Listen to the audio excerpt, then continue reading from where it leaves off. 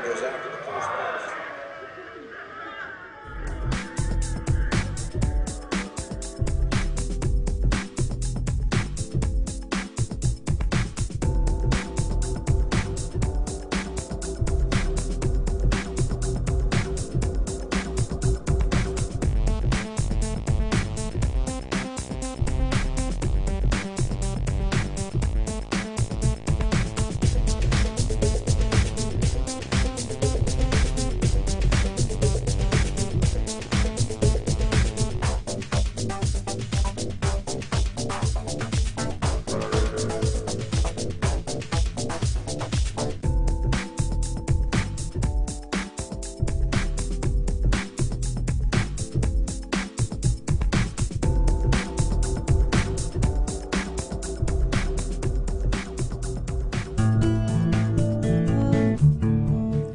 Maybe your first experience of putting money in the bank wasn't quite as heartwarming as this, but odds are, years later, you still refer to the balance showing on your bank account as being your money in the bank.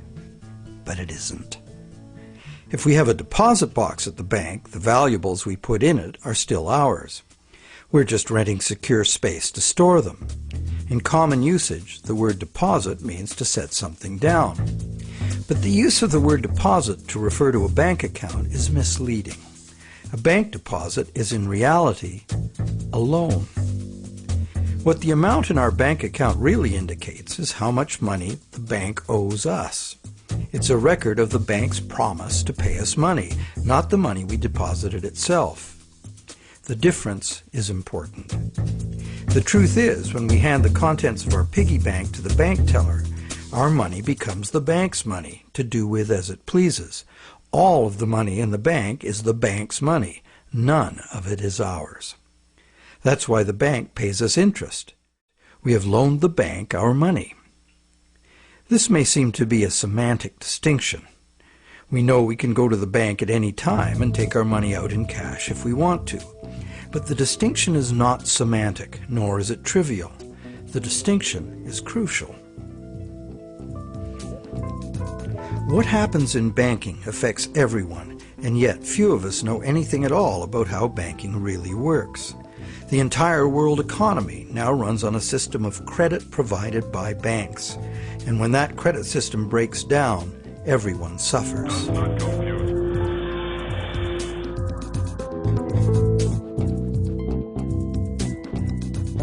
To make things worse, the explanations for these breakdowns offered by the experts never look at the root cause, namely, that other than cash and coins, which make up just 1 to 5% of money in circulation, all the money in existence today was created as the principal of a bank loan, with the banks requiring principal plus interest as so-called repayment. Not only does this make the existence of money entirely dependent on the existence of bank credit, it makes the system as a whole bankrupt by design, as total debits, principal plus interest, exceed total assets from the moment the first loan document is signed. As the global banking system staggers towards worldwide collapse, more and more people are realizing they can no longer ignore the realities behind banking as it is practiced today.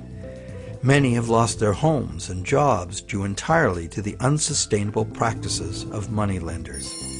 It's time people understood money and the pressing need to fundamentally change the way it works.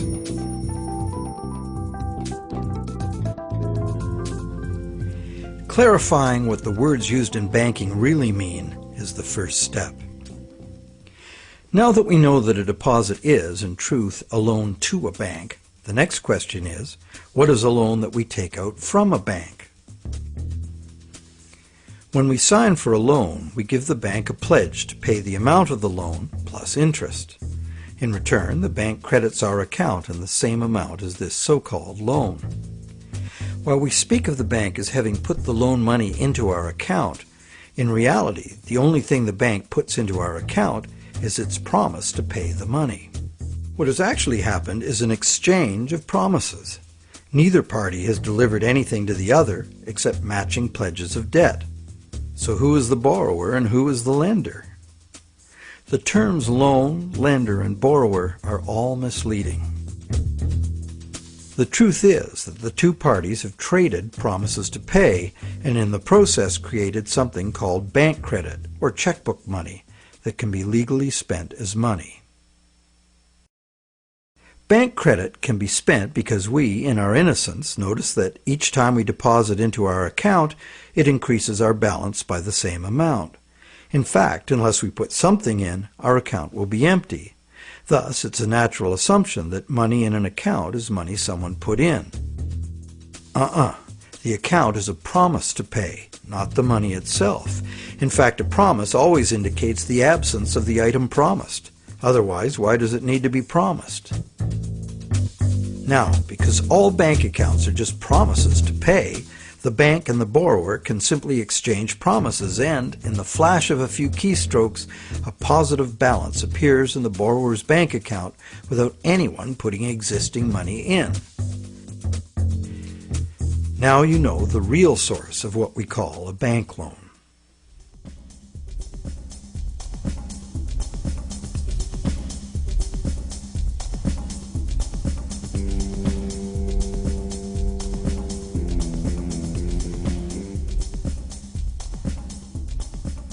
How different would it be if two parties just got together in a basement with a printing press and created new money that way? We intuitively understand the act of fraud called counterfeiting. In printing fake $100 bills, the counterfeiters also create new money out of thin air. Money gives us the ability to purchase the real goods and services of the world. It's clear that the counterfeiters have created new ability to purchase real goods and services without giving anything in exchange, except a fancy piece of paper. Counterfeiters get something for nothing, directly at the expense of whoever gets caught with their counterfeit money. And if the counterfeit money is not discovered, it dilutes the money supply, stealing from everyone. Counterfeiting is a serious crime, and it is easy to understand why. It's cheating on a basic social agreement, thou shalt not steal. But taking a loan from a bank also creates new purchasing power.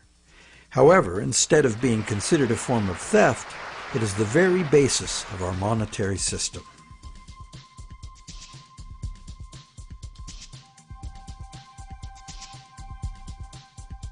How did one form of creating money out of thin air become a crime and the other become standard business practice and the source of almost all our money? For this is what has happened. To understand how, we need to look at the history of the laws governing commerce. But before that, we need to understand the logic of the loan process itself.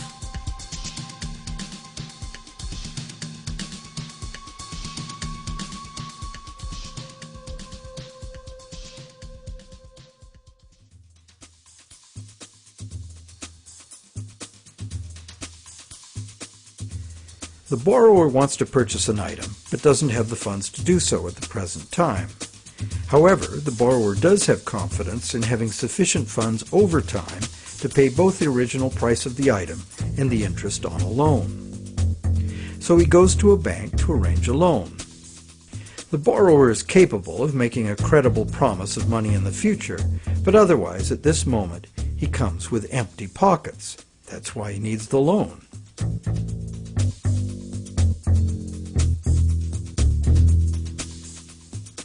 We're probably all familiar with what happens next.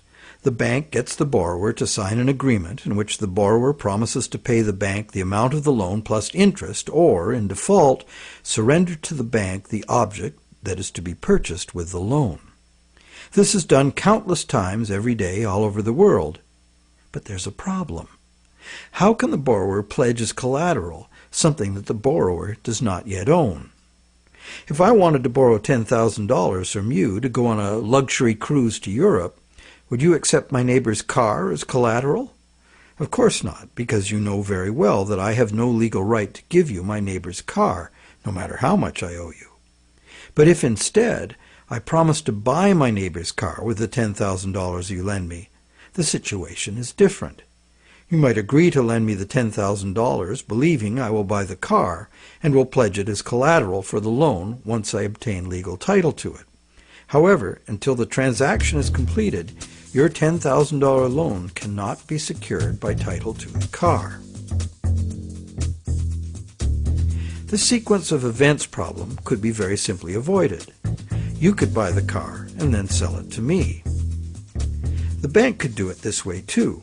If the borrower commits to the bank to buy the item, why doesn't the bank just buy it with its own money and then sell it to the borrower on time payments at interest?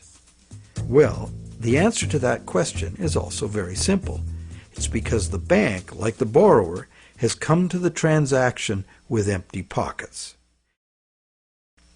The bank fulfills its part of the so-called loan transaction by creating an account for the borrower. The truth is, the so-called borrower has funded his own account by fraudulently pledging a car he does not yet own as collateral. And the bank, the so-called lender, hasn't put up any existing money at all. And, if all goes well, it never will.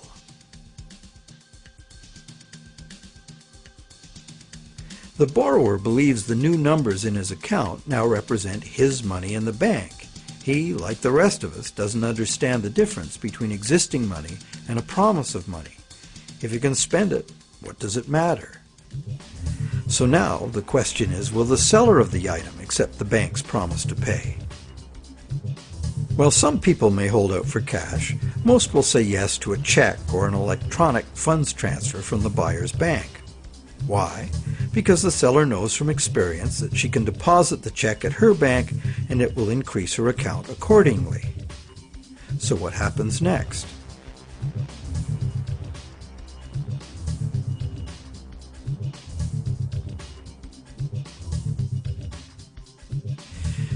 Well, obviously the buyer's bank now owes the seller's bank the amount of the loan.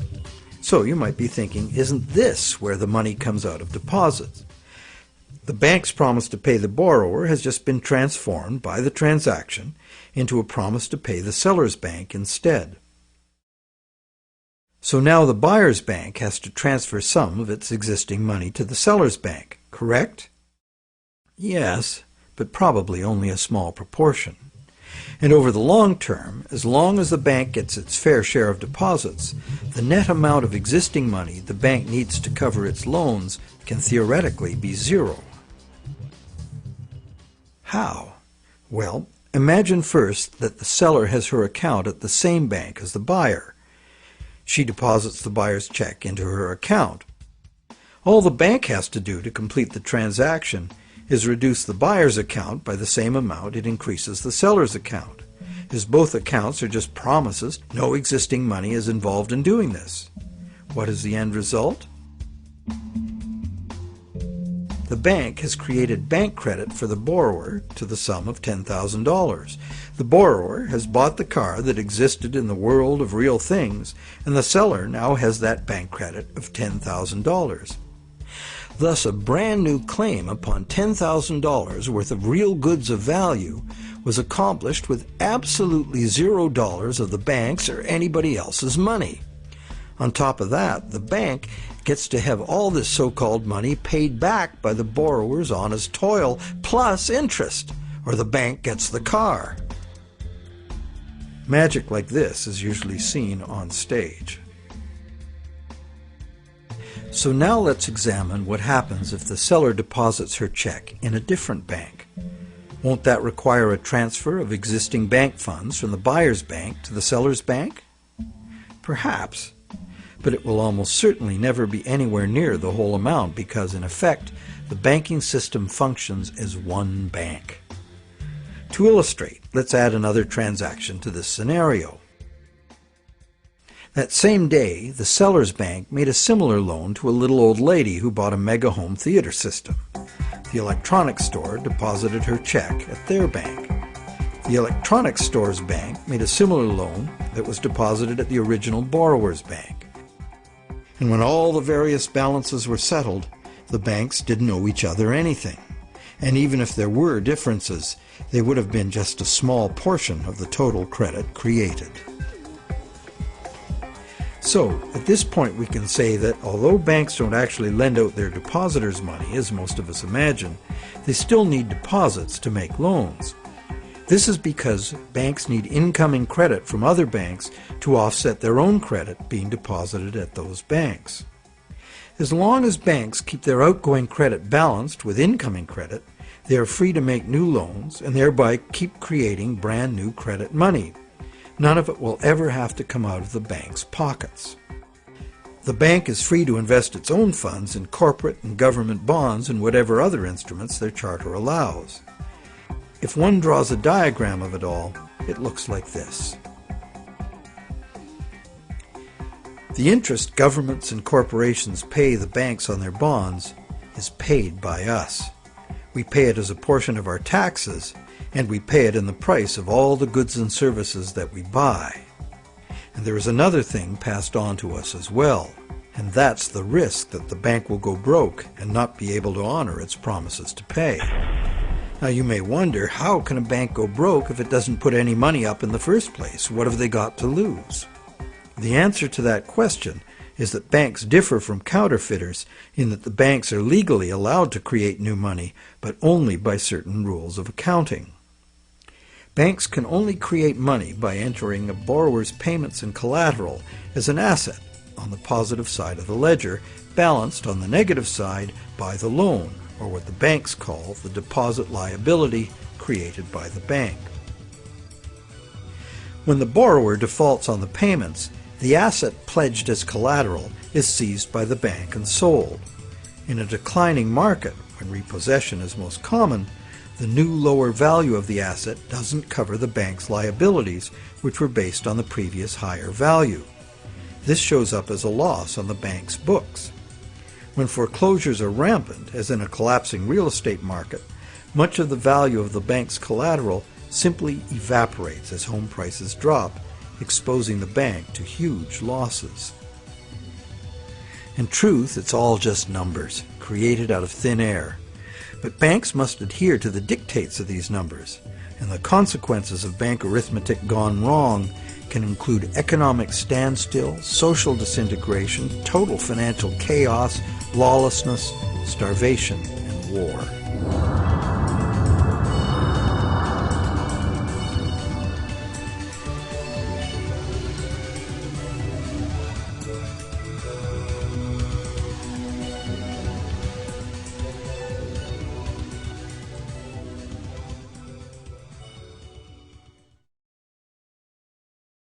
However, for the purposes of understanding the anatomy of a loan, we shall assume that the system is still functional, and all three of the loans we were looking at will get paid.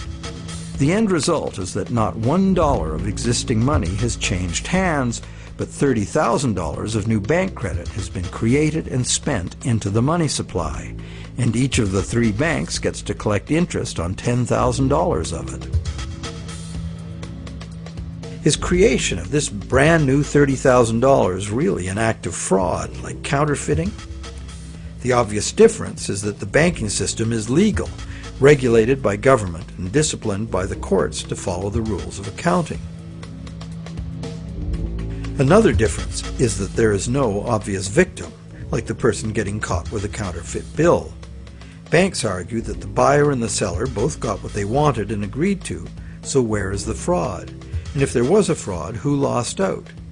Well, to determine that, let us list who got what out of the deal. The borrower got the item he desired on terms he willingly agreed to. He may curse his decision later as he struggles to make the interest payments, or he may live happily ever after, thankful he got the loan. The seller got an increase in bank credit, which she's been conditioned since childhood to think of as her money in the bank. She's confident that she'll be able to spend it in turn, and she will. So, as far as the seller is concerned, she has been paid in full. She's happy. So who, if anyone, suffered as a result of the deal? Is there another party to this transaction we've overlooked? Well, there's also the bank that gets to collect interest on a promise to pay money. That's the business they are in and usually do very well by. And anyone else? Well, where did the car come from? It came from the world of real things. Natural resources, energy, and labor were expended to produce it. What if we consider the hidden party to be society at large and the natural world from which all things ultimately come? Because the brand new bank credit money didn't just sit there, it got spent into the general circulation in the real world. It's the real world that ultimately gets the new money in exchange for its car. This new money might stimulate new production, temporarily enlarging the economy, making lots of people happy. In fact, it often does, as most bank credit comes into being as a home mortgage, stimulus for the residential construction industry, a big provider of good-paying jobs. However, after its initial productive use, this newly created money will basically just dilute the money supply, reducing money's purchasing power by a very small amount. So, in contrast to counterfeiting, where the loss occurs to a specific victim, here the loss is borne by us all, because the real substance of the loan, the car, was extracted from the economy at large by a slight loss in the value of everyone's money.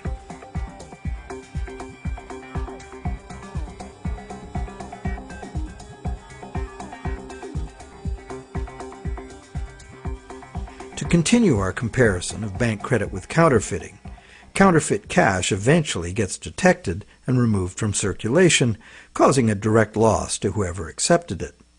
There is, of course, no guarantee of how much will be detected, nor any prescribed schedule for its removal. Bank credit is also removed from circulation over time because, as bank credit is paid back, the principal part of every payment is extinguished. Now remember that almost all the money in existence today is bank credit. Therefore, almost every dollar that passes through our bank accounts has a scheduled appointment to one day be paid as a principal payment on a bank loan and cease to exist. On top of the principal are the interest payments, which will become bank income, much of which will be recycled into the economy as interest to depositors and other bank expenses. So it's not immediately apparent that there's a loss to someone as a result of bank credit being withdrawn from circulation the way there is with counterfeit cash. But if we look closer, we find an interesting situation. We don't need anything more than fundamental arithmetic to understand the power that lies in controlling the money supply and why, as currently designed, total debt must constantly expand or the system collapses.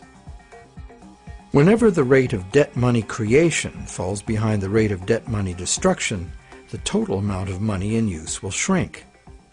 This is called deflation because the money supply is shrinking, like a deflating balloon. The result is less money relative to the goods and services available.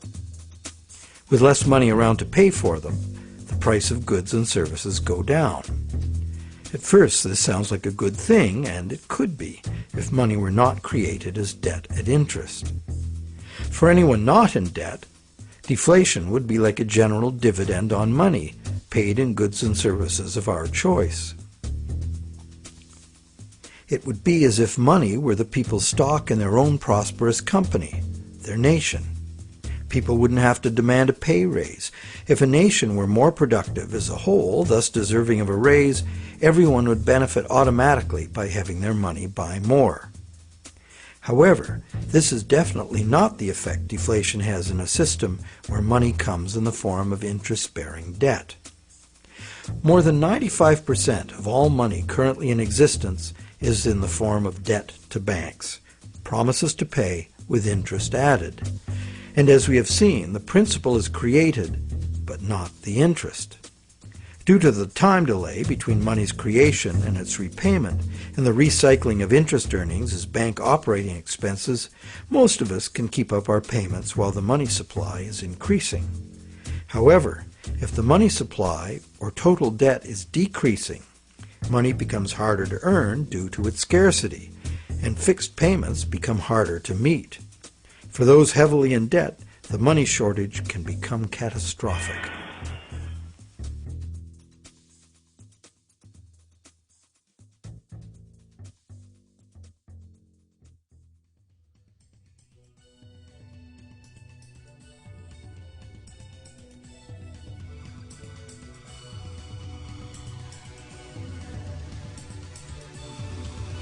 Unfortunately, the psychological effects of falling wages and prices rapidly accelerate the process, as borrowers, including large businesses, lose confidence in being able to repay loans, so that they don't sign up for any. And without new loans to replace old loans, the money shortage rapidly gets worse, resulting in a decrease in jobs and purchasing power, even in the midst of abundant resources and productive capacity. This dismal spiraling math makes mass foreclosures inevitable. Prices plummet as no one wants to spend their money. Shrinking values destroy the value of loan collateral, causing banks to write off huge losses. Some even close their doors. Consumer and business confidence is lost. Rampant economic and social dysfunction follows.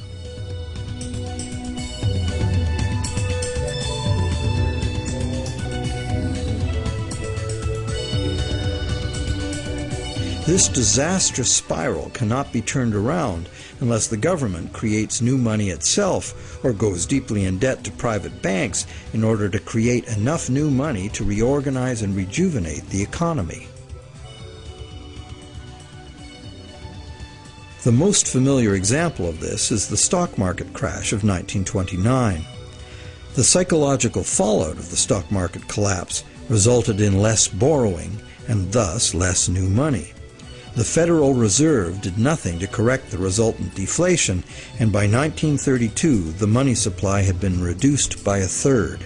Countless people were evicted from their homes because the money to make their mortgage payments simply ceased to exist. Then, in 1932, Franklin Roosevelt became the U.S. President. Roosevelt's New Deal set out to restore the economy by restoring the money supply. To counter the money shortage, Roosevelt borrowed from the private banking system. Factories started hiring again. But only when the war arrived, there's suddenly no shortage of jobs or funds available to do what was necessary for the war effort. It was the money expended on World War II that ended the Great Depression. The war also resulted in 50 million deaths worldwide and led to a new hostile international balance of power with its attendant arms races, mounting debts, and sweeping social and technological transformations.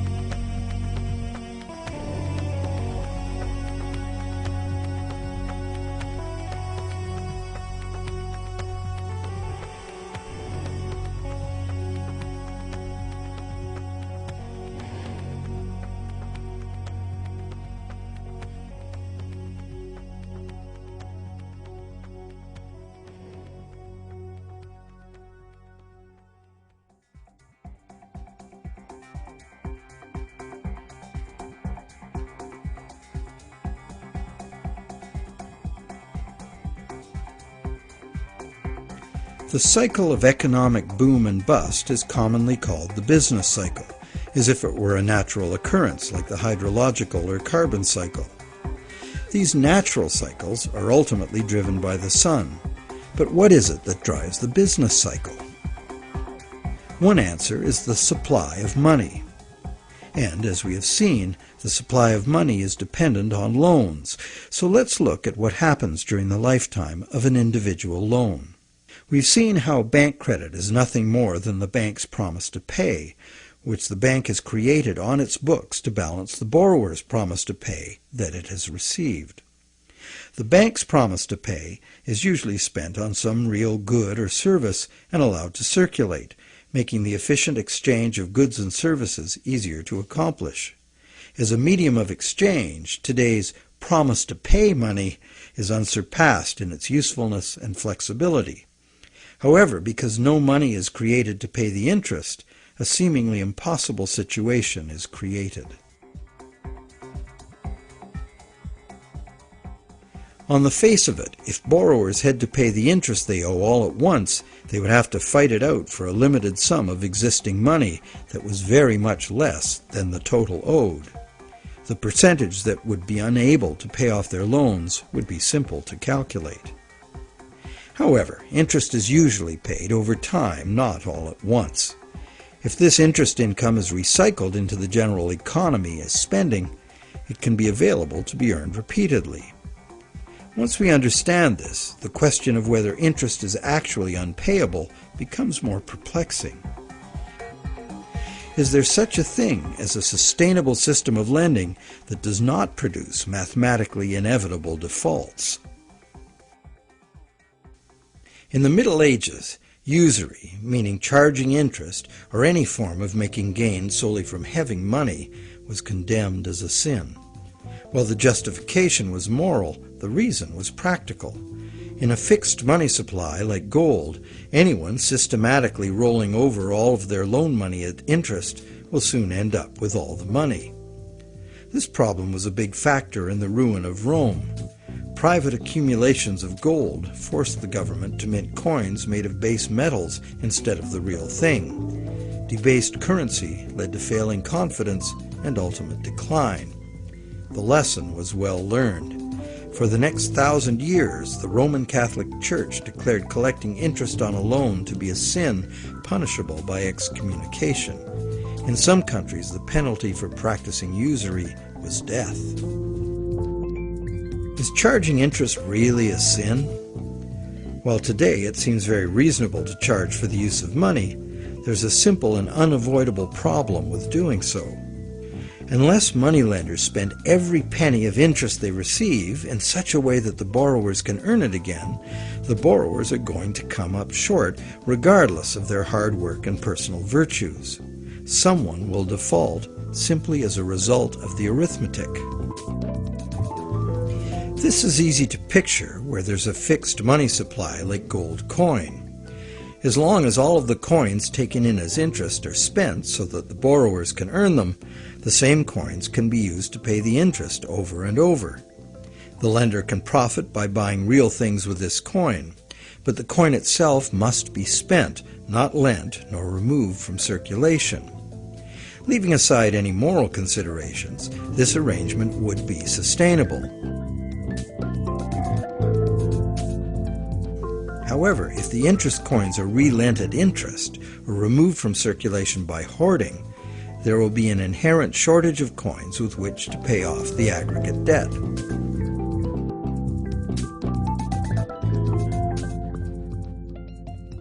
The situation is essentially no different in our current debt-based system. As we have seen, nowadays virtually every dollar comes into existence as debt, with a scheduled appointment to be extinguished as a principal payment on the loan that created it. Thus, for all borrowers to be able to make their payments of principal plus interest, two things must be true.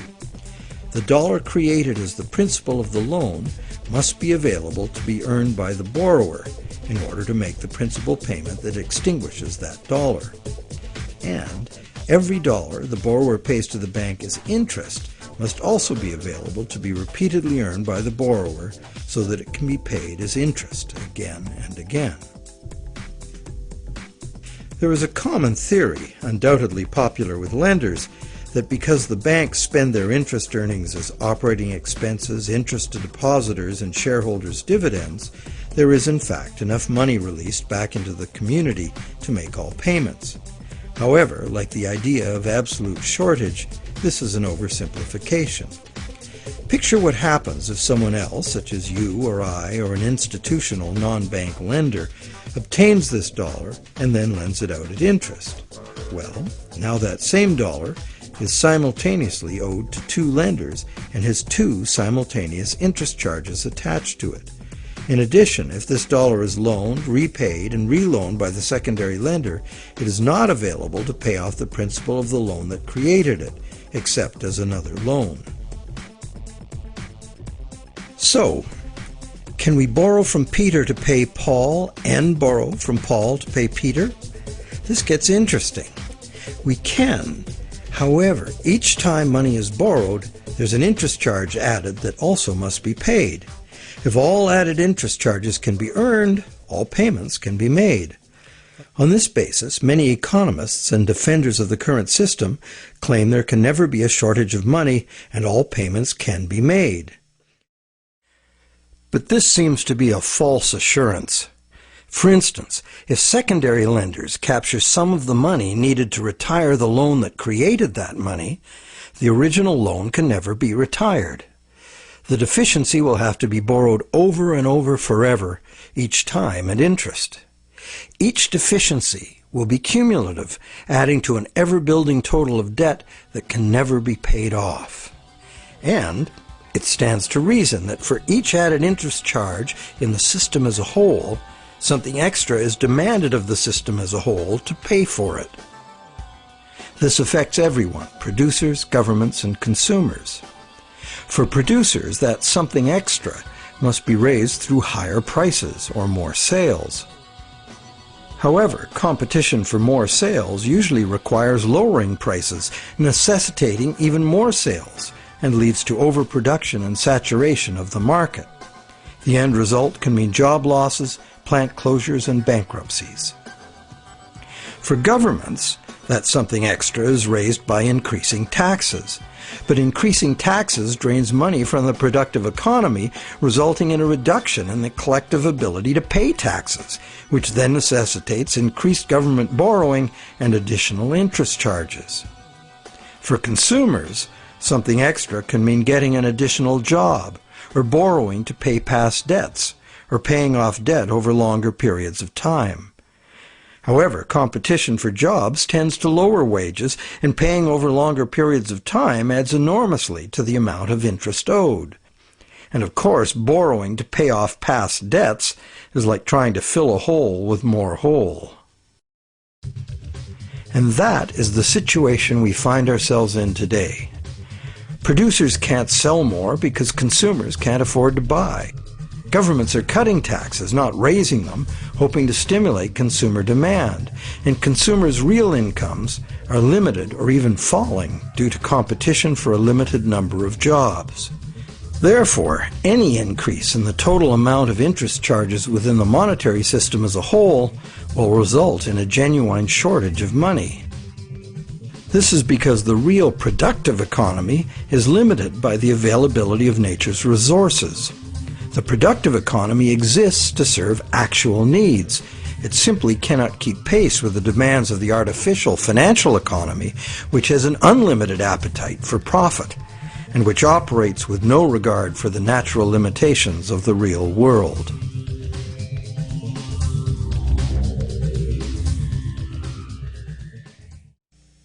The theory that there's always enough money to pay the interest has a certain elegant simplicity. However, by the very nature of the assertion to be true, it has to be 100% true. This is impossible. For one thing, secondary lenders, who are not banks, do comprise a significant proportion of lenders, and they add their interest charges to money that already bears an interest burden. Beyond that, we have a cultural expectation. Everyone who has money expects it to generate more. Money that needs to be spent and made available to be earned by its original borrower is, instead, lent at interest or invested for gain. Therefore, we can conclude that the two conditions that must be true for all borrowers to be able to make their payments of principal plus interest and thus permanently discharge their debt, those conditions are not met by the current system. Nowhere in the current system is there any restriction on relending money that was created as a loan, nor is there any obligation upon banks to make their profits from interest available to be earned by borrowers, enabling them to extinguish their debts. Quite the opposite. Banks invest these profits to make further profits. And it's not just the banks that cause the problem. Anyone who takes their ball of money and starts rolling it like a snowball to make it bigger does so at the expense of borrowers who will not find that money available to pay their debts, except as more debt. And of course, those rolling the biggest snowballs pick up the most snow. As the saying goes, the rich get richer and the poor get poorer. Money needed by borrowers in the lower realms of workaday productive economics moves upstairs to play in the casino world of abstract financial profit, and that's a world where transactions are little more than gambling on numbers in an effort to achieve higher numbers. They have little or nothing to do with providing the necessities of life.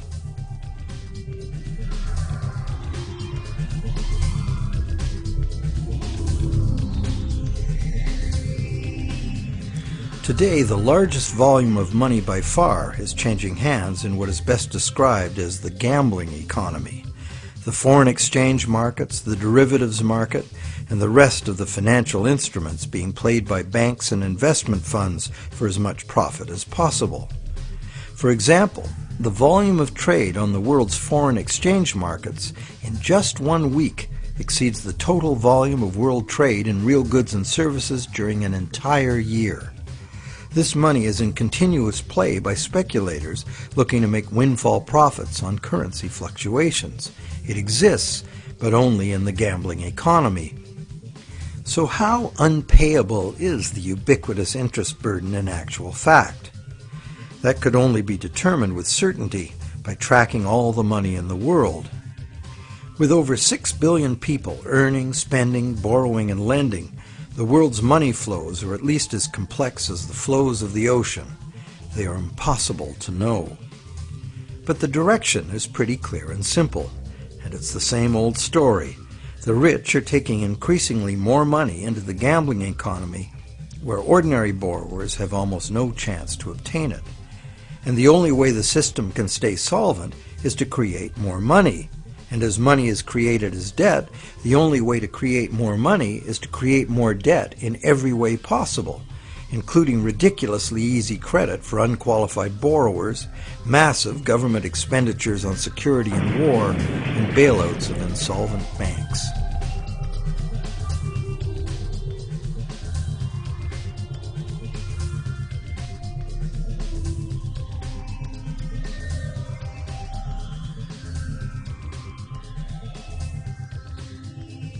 How does the individual loan cycle relate to the boom and bust phenomenon known as the business cycle? The individual loan cycle can be described like this. First, there is economic stimulation because of initial spending. This is followed by inflation because new money basically just dilutes the money supply.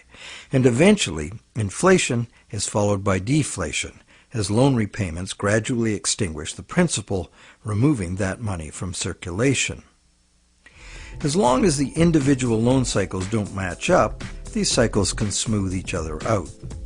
This creates a fairly stable money supply that leads to fairly stable prices, although continuous growth of the money supply is required, at least in part because, as you will recall, the money to cover the interest was never created. This is the model on which our economy is currently based. Avoiding deflationary spirals and keeping inflation at a level that doesn't upset people's apple carts constitutes the art of managing the economy, which is rather narrowly defined as achieving so-called price stability. However, a look at the purchasing power of the US dollar in real goods over the last century instantly reveals what this so-called price stability has really meant. The dollar has clearly lost almost all of its value, 96%, and is continuing to do so at a rapid pace.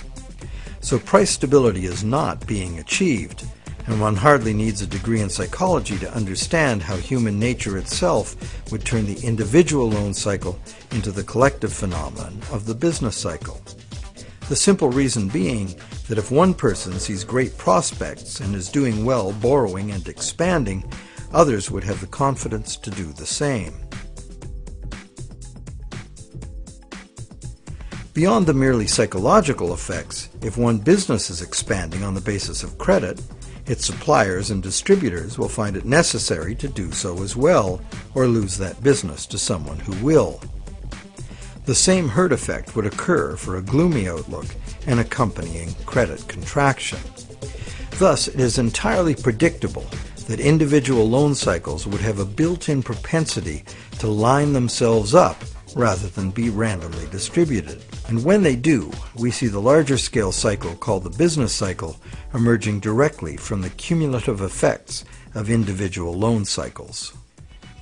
So, to sum up, one could say that out of the exchange of promises made by the bank and the borrower, society gets chronic inflation and a dependency on banks for increasing infusions of money to pay ultimately impossible interest payments. This results in an inescapable treadmill of accelerating debt and depreciating money, the only alternative being a deflationary collapse of the economy followed by social chaos or war. This eminently unhealthy situation filters down through society, wreaking harm on every level. We are like addicts, but the fix is not more and more heroin, it's more and more credit money.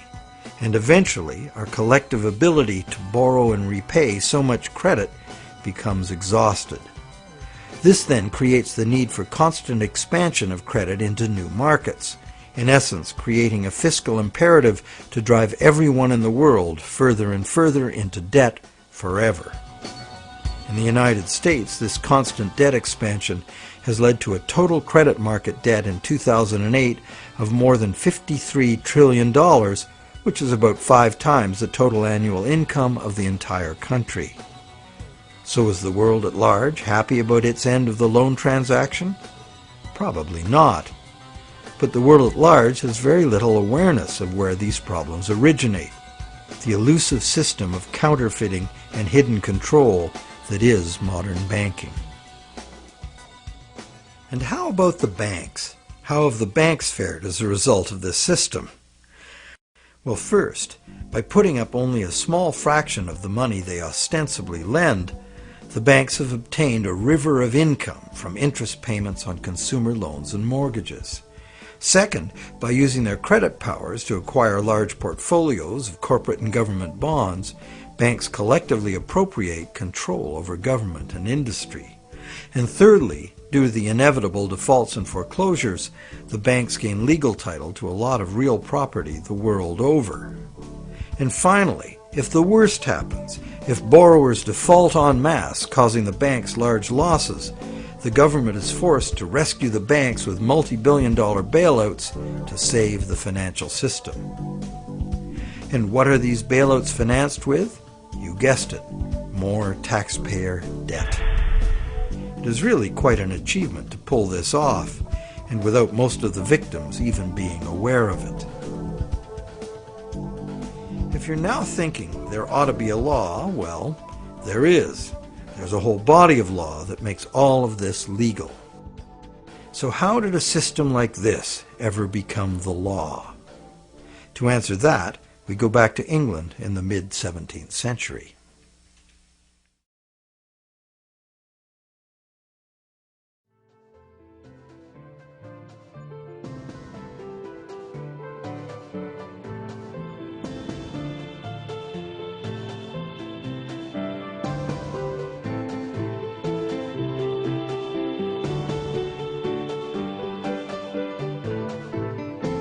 With the development of better ships and the new explorations they allowed, trade was expanding rapidly. In order to carry out commerce, especially over great distances and lengths of time, written contracts were becoming more and more important and more sophisticated.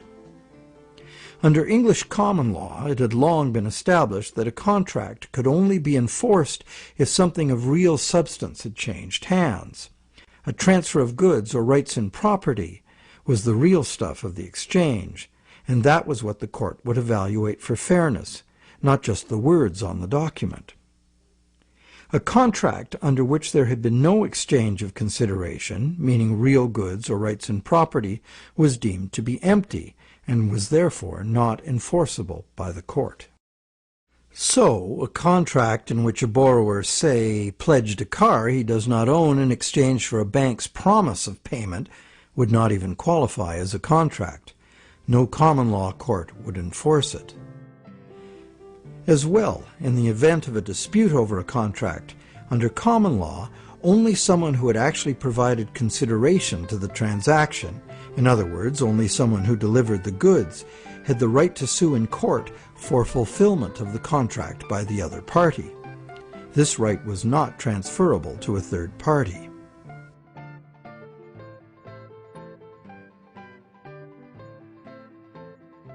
When early traders went off personally on expeditions with trade goods, they bought those goods at home with their local currency and would sell them for foreign currency in the distant destination. They would then buy foreign goods with the foreign money, bring those goods home, and sell them for their local currency. Pretty simple. But as trade became more sophisticated, traders became more inclined to stay home and just hire ships to carry out deliveries. This gave traders the freedom to import cargoes of foreign goods from different sources than the destination to which their home goods had been exported. Thus, a problem was created. The exported goods had been paid for with foreign coin, the value of which needed to be spent somewhere else.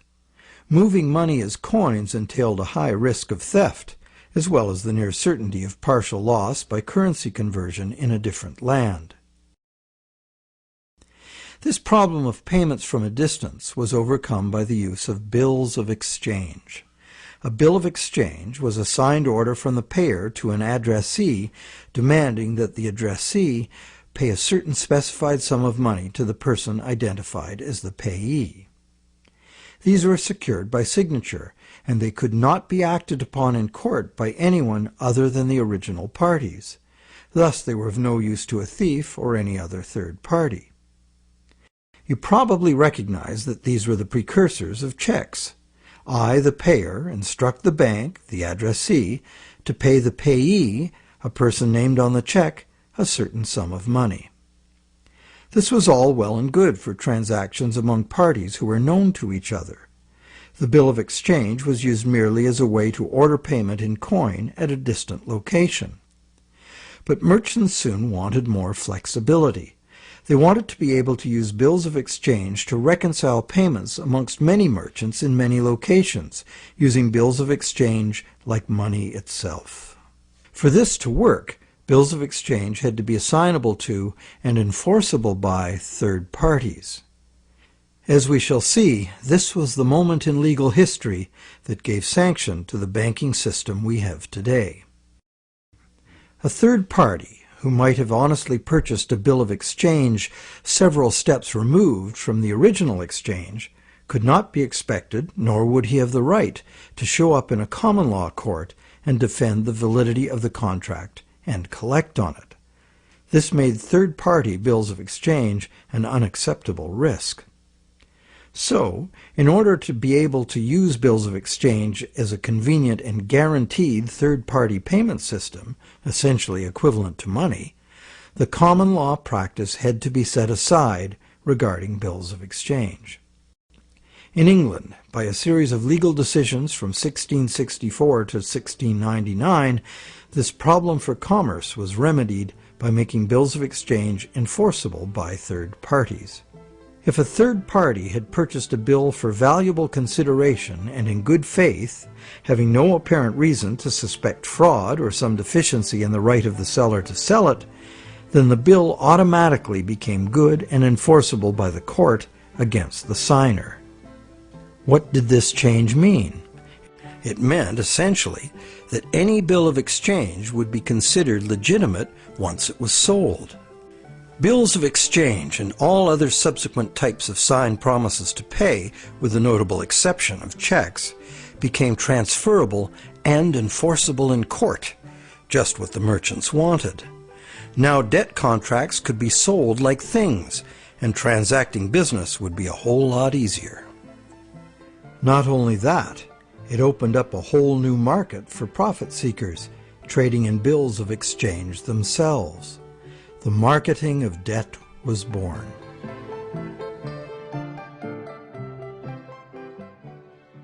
The change in the law had another effect as well.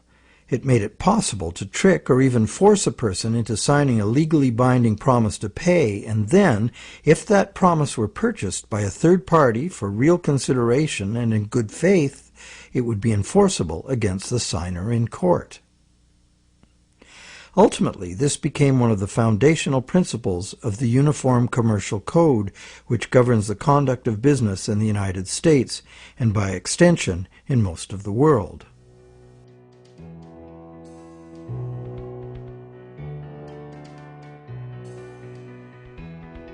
Think about it. If we buy a stolen laptop from a guy on the street, we're guilty of receiving stolen goods, a criminal offense. Doesn't matter if we paid honest money and were unaware the goods were stolen. The court will restore the goods to the rightful owner. We, as purchasers, innocent or not, lose our money and may even be charged with a crime. But if we buy a loan contract from a banker and give him real value for it in good faith, it doesn't matter that the loan contract may have come into existence under false pretenses. Whoever signed it is required by commercial contract law to pay up, and the courts will enforce the obligation. Today, debt contracts come in a myriad of forms, including and especially loans and mortgages. It's significant to note that just as these common law restrictions were being removed, the brand new Bank of England was being established. The first bank state-authorized to create money out of thin air. The new laws fit in perfectly, making the new bank's empty contracts enforceable against the so-called borrower.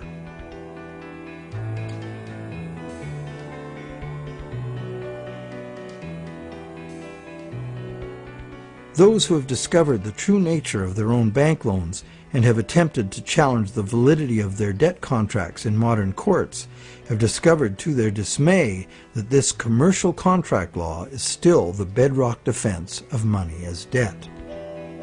The bank will have sold the original loan agreement to a third party for value, and even though that third party is often just a sister company of the bank, all that matters to the judge is who possesses the document, what it says, and whose signature is on it. The bank's failure to inform the borrower about the true nature of the loan contract and the absence of any actual money loaned on the bank's part is not relevant.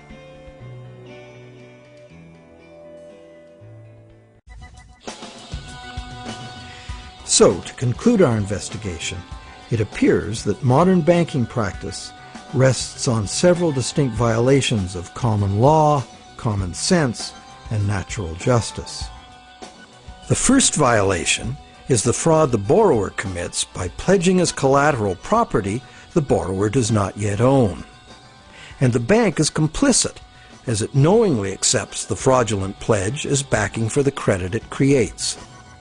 The second violation is the failure of the bank to disclose the true nature of the contract. The bank calls it a loan, leading the borrower to believe that he or she is receiving a loan of existing money. But the bank knows full well it has provided only a brand new promise to pay, simply typed in on a computer screen. A promise that the bank knows it will probably never have to fulfill. Thirdly, the loan agreement should be invalid because impossible contracts are legally invalid.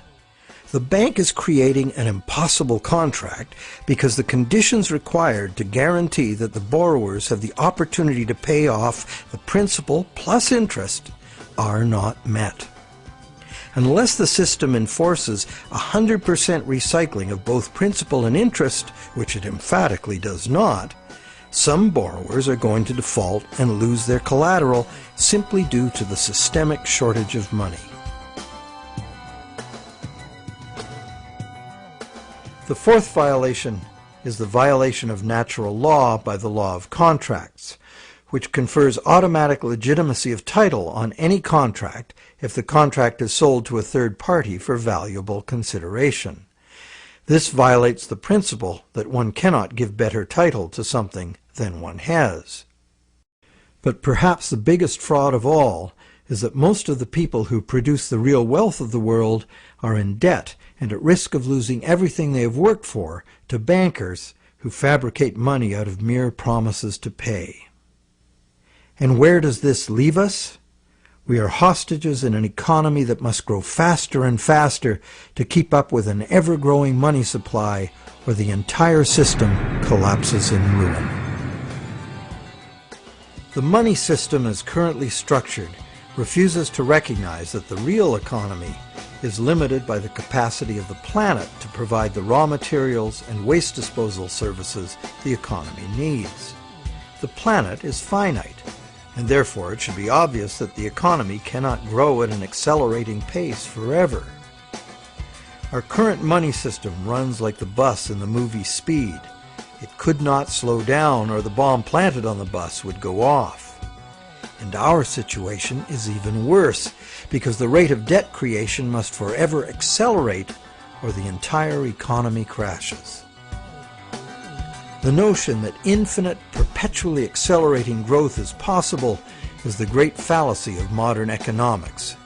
It is a fatal delusion born of greed. An economic, social, and environmental crash of unprecedented proportion is surely inevitable, and this monetary system is utterly and hopelessly incapable of adapting to it. No wonder monetary reformers around the world insist that the entire monetary system needs to be rebuilt from the ground up.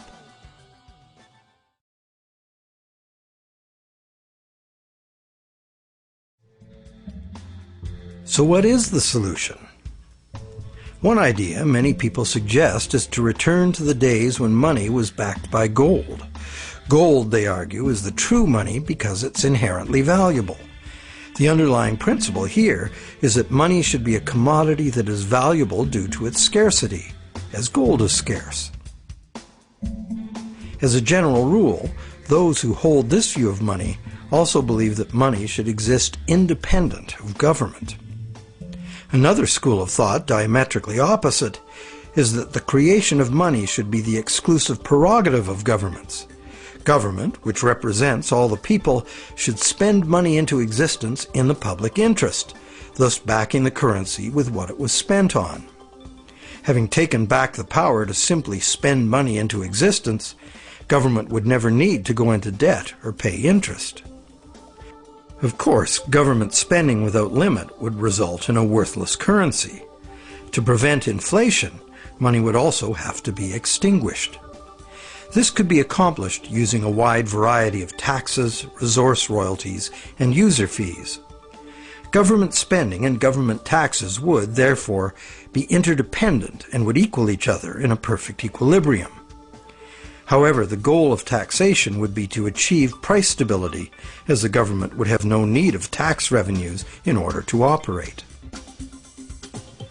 Over the centuries, both the gold-based system and various government credit money systems have been used, with the gold-based system prevailing well into the 20th century. This wasn't because government credit money didn't work. It did within the country itself, where it was accepted in payment of taxes. But until the invention of modern currency exchanges, international trade had to be carried out in gold. In addition, gold has had an almost supernatural fascination for humans for a very long time. We've been conditioned for millennia to think of money in terms of portable inherent wealth, as in gold coins. However, this is not the only way to think of money. Nor in the era of runaway debt money is it any longer accurate. Money is, at its root, an idea that humans invented in order to turn simple subsistence into complex civilization. It's the development of money that made possible specialization of labor and the indirect exchange of goods and services.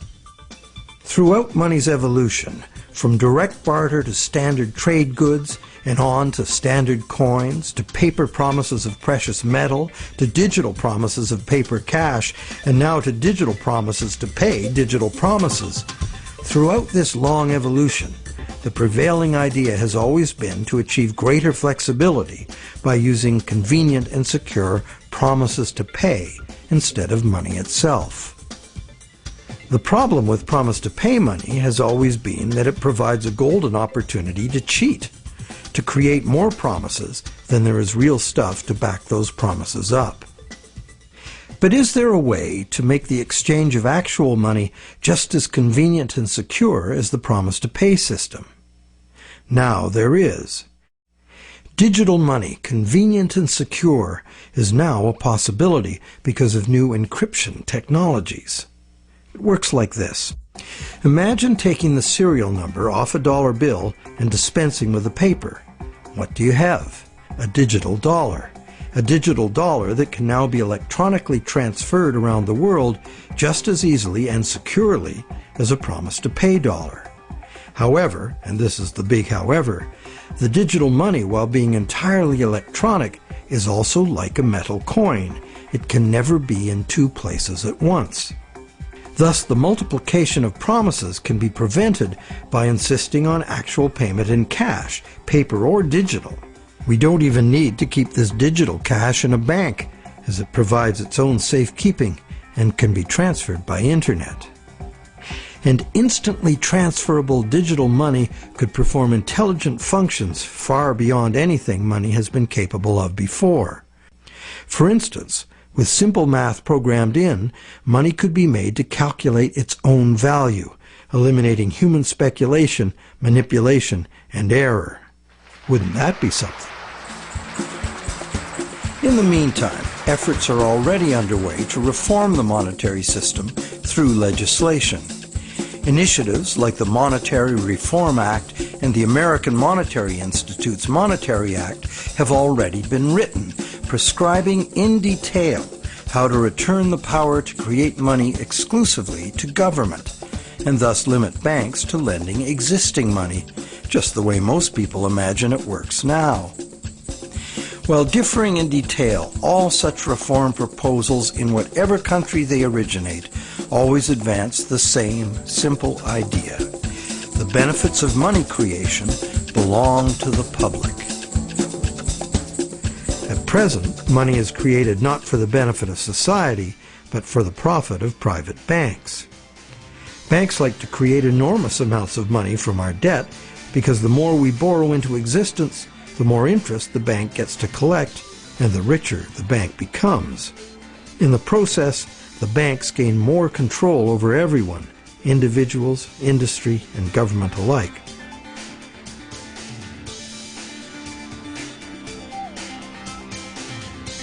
Abundant money too often leads to speculative asset bubbles that make insiders rich. But, as we have witnessed, these bubbles inevitably burst under the unbearable weight of ever-increasing interest demands. The losers are many, including governments. Already burdened with huge debt and shrinking revenues, governments are forced to add trillions to that debt in order to rescue the banks that are the cause of the problem. Otherwise, we would have no money system. It's an absurd situation, and a tragic one, considering that government could instead create the money itself and spend it interest-free on infrastructure, education, or universal health care. And most of that debt-free money would enter the economy as wages, circulating through all levels of society for everyone's benefit. This kind of abundant money would fund a reinvigorated, productive economy in which the savings of the people could fund honest loans of real existing money. At its root, money is a means by which we exchange real value. Without real value in the world, money is nothing. As we have seen, it's the real world that makes the loan, not the bank. We, the people, in conjunction with the material blessings of the natural world, are the source of all real wealth. Therefore, money creation and its benefits belong to the public, not to private bankers. And what about interest? As we have seen, interest poses an arithmetic problem. And it's a problem that can only be solved in three ways. 1, defaults and foreclosures. 2, perpetual growth of the money supply. Or the preferable and only other solution, 100% recycling of interest as spending. But such full recycling could only be accomplished by nationalizing the banking industry in the public interest. For example, interest earnings from public service banking could be paid to all as a citizen's dividend. Or it could be used to fund government in place of taxes, as was done successfully in colonial Pennsylvania. And that's just one instance of a society that organized its monetary system differently. There have always been alternatives, and there are alternatives now. What the evolution of money really teaches us is that the real measure of money's value is, very simple, its usefulness as money. And there are several different ways to create useful money. For instance, money can simply be an individual's private promise to pay, a pledge of one's own product or service, as in such community currencies as the let system or time dollars. Thousands of these community currencies already exist in circles of trust where members can be counted on to honor the credit they issue for themselves. And such community currencies can be a lifesaver in the event of a catastrophic collapse of the conventional banking system. When money shortages or hyperinflation disrupt trade and bring economic standstill, a working community currency can sustain a local economy. Are such proposals radical? You bet. But there are unprecedented challenges before us. No longer can exponential growth allow us to sustain a monumental debt that must ever increase to prevent the house of cards collapse of the whole system.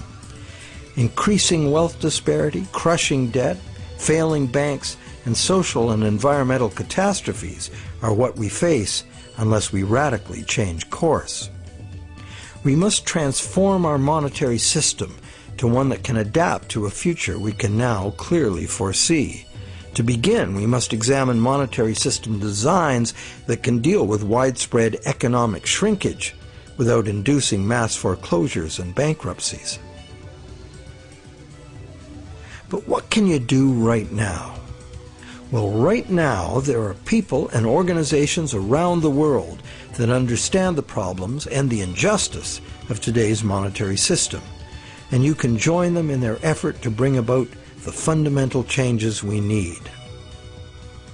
It's time to talk to our friends. A financial crisis is the ultimate teachable moment. When bankrupt banks have to be bailed out by the governments the banks were formerly lending to, the contradictions, the fraud, and the fatal flaws of the current system are laid bare for all to see. But the solutions are there to see too if we look. We cannot afford business as usual. Making adjustments to the current system will not save us. The changes we need to make are radical and dedicated to the good of all, not the profit and control of a few. To make these changes, we must leave behind our outmoded assumptions and misplaced faith. We must face the challenge of a complete transformation. Reality calls.